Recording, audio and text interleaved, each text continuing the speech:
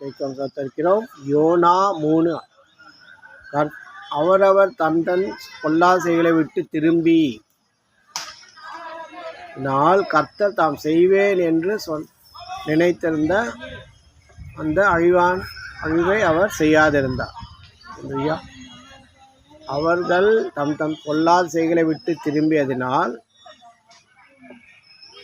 தாம் செய்வேன் என்று சொன்ன அந்த காரியத்தை மனஸ்தாபப்பட்டு கர்த்தர் அவர்களை அழிவிலிருந்து மீட்டார்.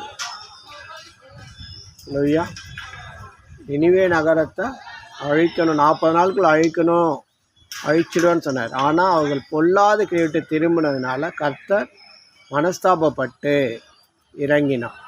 நம்மளுடைய கொடுமையான அநியாய அக்கிரமக்காரை விட்டு திரும்பும்போது தேவன் நமக்காக இறங்கி நம்மை மீட்டெடுக்கிறார்.